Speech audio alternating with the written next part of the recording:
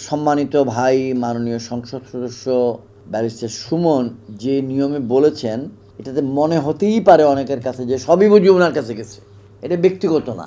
আমার মনে হয় ওনার উদ্যোগটা ভালো, কিন্তু বলার ভঙ্গিতে বিভ্রান্তি সৃষ্টির অবকাশ আছে। আপনার স্বপ্ন ছিল সংসদ সদস্য হওয়া, সেটি পূর্ণ হয়েছে। জনগণের যে স্বপ্ন আপনাকে ঘিরে, সেটি কি পূরণ হচ্ছে? জনাব আলী, আপনাকে ধন্যবাদ। আপনি আবারও এসছেন আমার কাছে কষ্ট করে, এবং চেঞ্জ টিভির সম্মানিত দর্শক শ্রোতা, আপনাদের সকলের প্রতি আমার পক্ষ থেকে শুভেচ্ছা এবং শ্রদ্ধা জানাচ্ছি। আসসালামু আলাইকুম। আপনার প্রশ্নটা অত্যন্ত সমসাময়িক প্রশ্ন আলী, যে আমার স্বপ্ন পূরণ হয়েছে, জনগণের স্বপ্ন পূরণ হচ্ছে কি না। হ্যাঁ, এখন জনগণ বলতে আপনি যদি সারা বাংলাদেশকে বোঝান তাহলে আমার পক্ষে উত্তর দেওয়া কষ্টকর। আর জনগণ বলতে যদি আমার নির্বাচনী এলাকাটা বোঝান তাহলে আমি অবশ্যই বলবো পূরণ হচ্ছে। কারণ আমার নির্বাচনী এলাকায় যে সকল বৈশিষ্ট্য ছিল, সেগুলোকে নেতিবাচক বৈশিষ্ট্য ছিল, নেতিবাচক সমস্যা ছিল, সেগুলোকে সমাধানের নিমিত্তে দিনরাত কাজ করছি। 30শে জানুয়ারি আমাদের সংসদ অধিবেশন শুরু হয়েছিল, বা 10ই জানুয়ারি আমরা শপথ নিয়েছিলাম। সেটা বিবেচনা করলে আজকে ফেব্রুয়ারি 10, মার্চের 10, এপ্রিলের 10, মে মাসের 10, অর্থাৎ মে মাসের 9 তারিখে 4 মাস শেষ হলো শপথ গ্রহণ থেকে। এই 4 মাসের মধ্যে আমি 60%, 60% সময়টা এলাকাতেই কাটিয়েছি। একদম একসঙ্গেই থাকি, 15 দিন 20 দিন এরকম করে থাকি, যাতে করে আমি এলাকার সমস্যাগুলো, জনগণের সঙ্গে মেলামেশা, তাদের কথাবার্তা, তাদের সবগুলো মুখস্থ হতে থাকে আমার একদম। তাদের স্বপ্ন, এলাকার জনগণের স্বপ্ন হলো, তাদের ওখানে দখলবাজি ছিল, তাদের ওখানে মারামারি বেশি ছিল, খুনাখুনি বেশি ছিল, তাদের ওখানে অবৈধ বালু উত্তোলন ছিল, অবৈধ পানি উত্তোলন ছিল, অবৈধ ঘের করা ছিল। শুষ্ক মৌসুমে যেখানে মিঠা পানি দরকার সেখানে লবণ পানি দেওয়া হতো, যেখানে লবণ পানি বর্ষাকালে দরকার সেখানে মিঠা পানি ছেড়ে, এরকম একটা সমস্যা। উই আর ওয়ার্কিং, আমরা সেটা সমাধানের জন্য কাজ করছি। আর ঠিক এই মুহূর্তে গত মে মাসটাতে, গত 9 দিন ধরে অবশ্যই নির্বাচনী আমেজ বয়ে যাচ্ছে আমার নির্বাচনী এলাকায়। আর সারা বাংলাদেশের মানুষের নিকট আমি বিরোধী দলের একজন কর্মী ছিলাম, তাদের হয়ে সোচ্চার ছিলাম বিভিন্ন জাতীয় ইস্যুতে। গত 5 মাসে জাতীয় ইস্যুতে আপনার টেলিভিশনের মাধ্যমে বা অন্য টেলিভিশন টক শোতে কম বলেছি। এর কারণ আছে। এর কারণটা হচ্ছে অবশ্যই যে কথাগুলো কোন নিয়মে নেবেন সেটা। পার্লামেন্টে ফেব্রুয়ারি মাসের 4 তারিখ যে বক্তব্যটা দিয়েছি, ওটাই এখনও ভাইরাল চলছে। সেখানে বলেছিলাম সেনাবাহিনীর সৈনিকগণের এবং অফিসারদের রেশনের কথা বলেছি, জাতীয় সমস্যা হিসাবে, জাতীয় বোঝা, ন্যাশনাল লায়াবিলিটি হিসাবে দুর্নীতির কথা বলেছি। এগুলো এখনও চলছে। We are working on it এগুলোর উপরে। আর যে কষ্টগুলো চলছে দৈনন্দিন ভিত্তিতে, সেগুলো আমি ব্যক্তিগত উদ্যোগে বিভিন্ন জায়গায় বলে যাচ্ছি। যেহেতু এখন মহান আল্লাহর দয়ায় জনগণের ভোটে নির্বাচিত এমপি হয়ে আমার কথা বলার পরিসরটা অনেক বড় হয়ে গেছে, যোগাযোগের পরিসরটা। সব কথাই যে পার্লামেন্টেই বলতে হবে এবং বা সব কথাই যে টেলিভিশনে বলতে হবে, এখন সেটা অনুভব করি যে না, ব্যক্তিগত যোগাযোগের মাধ্যমেও অনেক কিছু করা সম্ভব হয়। পার্লামেন্টে গেলে মন্ত্রীদের সঙ্গে দেখা, মাননীয় মন্ত্রীদের সঙ্গে দেখা হয়, অন্যান্য এমপিদের সঙ্গে দেখা হয়। আপনি কোনো মন্ত্রণালয়ের সচিব মহোদয়কে ফোন করতে পারেন, কোনো সংস্থাকে বলতে পারেন। সব প্রবলেমগুলো সমাধানের দিকে আমরা এগিয়ে যাচ্ছি। Thank you. ব্যারিস্টার সুমন গত 3 মাসে সংসদ সদস্য হিসেবে কত টাকা পেয়েছেন তা প্রকাশ করে বলেছেন, গত 50 বছরে কোনো সংসদ সদস্য এভাবে নিজের আয় প্রকাশ করে না। প্রকৃত সত্য কি? সংসদ সদস্য হিসেবে কোটি কোটি টাকা প্রাপ্তির যে কথা ব্যারিস্টার সুমন বলেছেন, তা আসলে কতটুকু সত্য? সকল সংসদ সদস্য তার নিজের জন্যে সম্মানী হিসাবে, পারিতোষিক হিসাবে, ভাতা হিসাবে যেটা পান, সেটা এক জিনিস ব্যক্তিগতভাবে। আর সংসদ সদস্য তার এলাকার জন্যে উন্নয়নের জন্য যে অর্থটা পান, সেটা আরেক জিনিস। সম্মানিত ভাই মাননীয় সংসদ সদস্য ব্যারিস্টার সুমন যে নিয়মে বলেছেন, এটাতে মনে হতেই পারে অনেকের কাছে যে সবই বুঝি ওনার কাছে গেছে। এটা ব্যক্তিগত না।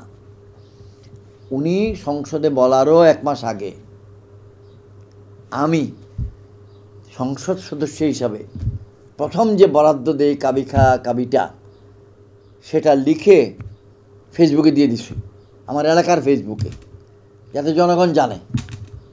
আমি তো সেটা নিয়ে কোনোখানে টেলিভিশনে বলতে আসি নাই যে অন্য কেউ দিল না, আমি কেমনে দিলাম। আমি এলাকার ফেসবুকে দিয়ে দিয়েছি যাতে করে জনগণ জানে। তো উনি যেমন 25 কোটি টাকার কথা বলেছেন, ওই একই 25 কোটি টাকা অনেক সংসদ সদস্যকে এলাকার জন্য দেওয়া হয়েছে। সেগুলো দিয়ে আমরা বিভিন্ন প্রকল্প গ্রহণ করেছি, সেগুলো প্রকল্প ইঞ্জিনিয়ারদের কাছে পাঠিয়ে দিয়েছি। যখন চূড়ান্তভাবে অনুমোদন হয়ে আসবে তখন আমরা এলাকাবাসীকে জানিয়ে দেব।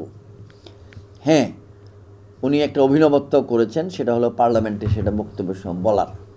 আমার মনে হয় ওনার উদ্যোগটা ভালো, কিন্তু বলার ভঙ্গিতে বিভ্রান্তি সৃষ্টির অবকাশ আছে। সংসদে ব্যারিস্টার সুমন বা মুজিবুল হক চুন্নুরা খুব সোচ্চার, কিন্তু আপনি কেন চুপ? আমি চুপ আমার নিজস্ব কৌশলগত কারণে আমি চুপ আছি। আমি প্রত্যেক দিনই কথা বলি, ওনারা যে বলবেন, চুন্নু ভাই তো আমার ঠিক পাশেই বসেন, এবং আমি যেহেতু বিরোধী দলের সদস্য, উনি বিরোধী দলেরই চিফ হুইপ, তাহলে আমরা কথাবার্তাতে বলেই থাকি, পরস্পরের মধ্যে ভাব বিনিময় করে থাকি, কোনটা বললে ভালো কোনটা না বললে ভালো, এই কথাগুলো আমরা আলাপ করি। এবং আমাদের পরামর্শের উপরে উনি কোনো কাজ করেন না, কিন্তু পরস্পরের মধ্যে যে মত বিনিময় হয় এটা আপনার মাধ্যমে জানাচ্ছি। যখন প্রয়োজন আপনি দেখবেন সৈয়দ মোহাম্মদ ইব্রাহিম বীর প্রতীক অনেক সোচ্চার, আর দৈনন্দিন সোচ্চার হওয়ার প্রয়োজন আছে বলে আমি মনে করি না, আমার কাছে অন্তত, আমার জন্যে। যেদিন হব একটা বড় জিনিস নিয়ে হয়ে যাব সোচ্চার, ইনশাল্লাহ।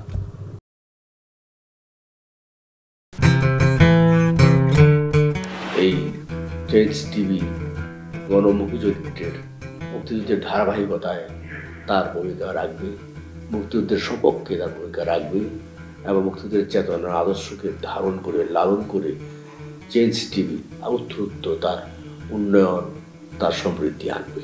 এটি হচ্ছে আমার বার্তা এবং আমার প্রত্যাশা। আগামী 1 জানুয়ারি জনপ্রিয় যে online television, online media change টিভির 5 বছর পূর্তি হবে। চেঞ্জ টিভির সাথে আমার অনেক দীর্ঘ এবং পুরনো সম্পর্ক, প্রায় বলতে পারেন ঘরের সম্পর্ক। আমি এই 5 বছর পূর্তি উপলক্ষে আমি চেঞ্জ টিভিকে আমার ব্যক্তিগত পক্ষ থেকে, বিপ্লবী ওয়ার্কার্স পার্টির পক্ষ থেকে আমি আন্তরিক শুভেচ্ছা এবং আমি অভিনন্দন জানাই। আমাদের এখানে গণমাধ্যমকে বলা হয় 4th স্টেট। এক সময় ধরুন বিচার ব্যবস্থার প্রতি মানুষের একটা শেষ ভরসার জায়গা ছিল। সেই বিচার ব্যবস্থা যখন এখন বিরোধী দলের দমনের একটা প্রতিষ্ঠানে পর্যবসিত হয়েছে, এখন জনগণের পক্ষে, বিরোধী দলের জন্য, জনগণের শোষিত নিপীড়িত অংশের জন্য গণমাধ্যমই হচ্ছে এখনো পর্যন্ত শেষ ভরসা। আমাদের এখানে ঐতিহাসিকভাবে গণমাধ্যম বরাবরই জনগণের গণতান্ত্রিক আকাঙ্ক্ষার পক্ষে ছিল, তার প্রত্যাশা আকুতিকে সে ধারণ করেছে। আমি বিশ্বাস করি চেঞ্জ টিভি তার এই 5ম বছরে নতুন করে আবার গণমানুষের পক্ষে তার অঙ্গীকার ব্যক্ত করবে। গণমানুষের পরিবর্তনের যে আকাঙ্ক্ষা, অধিকার মুক্তির যে আকাঙ্ক্ষা, চেঞ্জ টিভি গণমানুষের এই আকাঙ্ক্ষাকে ধারণ করবে, সামনে এগিয়ে নেবে। আমি এই উপলক্ষে 5ম বছরের পূর্তি উপলক্ষে আমি আরেকবার আমার পক্ষ থেকে, পার্টির পক্ষ থেকে শুভেচ্ছা, অভিনন্দন এবং ভালোবাসা জানাই। আশা করি আগামী দিনগুলোতেও আপনারা আরও সক্রিয়, আরও বলিষ্ঠভাবে আপনারা আপনাদের পেশাদারিত্ব নিয়ে আপনারা ইতিমধ্যে যে ভালোবাসা অর্জন করেছেন সেটাকে সম্বল করে আপনারা সামনে এগিয়ে যাবেন। আমি চেঞ্জ টিভির জন্য আমার অপার ভালোবাসা। নিঃসন্দেহে আমরা বাক ব্যক্তি সংবাদপত্র স্বাধীনতায় বিশ্বাসী। সংবাদপত্রের বিকাশ হয়েছে সাংঘাতিকভাবে। বাংলাদেশের সংবাদপত্র জগৎ অত্যন্ত শক্তিশালী হয়েছে, সুদূর বৃত্তির উপর দাঁড়িয়েছে। আমরা বিশ্বাস করি সামনের দিনগুলিতেও সংবাদপত্র গণতন্ত্রের বিকাশমান ধারাকে শক্তিশালী করার স্বার্থে যথাযথ ভূমিকা রাখবে। সাংবাদিকরা মাথা উঁচু করে দাঁড়াবে, সংবাদপত্র আরও শক্তিশালী হবে, মিডিয়া একটা পাওয়ার হিসাবে দাঁড়াবে, সেটা প্রত্যাশা ব্যক্ত করি। যাত্রা শুভ হোক, সেটুকুই চাই। জানুয়ারি 1 তারিখে চেঞ্জ টিভির প্রতিষ্ঠাবার্ষিকী। সেই প্রতিষ্ঠাবার্ষিকী উপলক্ষে চেঞ্জ টিভির সকল কলাকুশলীকে, যারা এখানে কাজ করছেন ক্যামেরার সামনে পেছনে, সকলকে আমার পক্ষ থেকে, আমার দল জাতীয়তাবাদী দলের পক্ষ থেকে শুভেচ্ছা এবং অভিনন্দন জানাচ্ছি।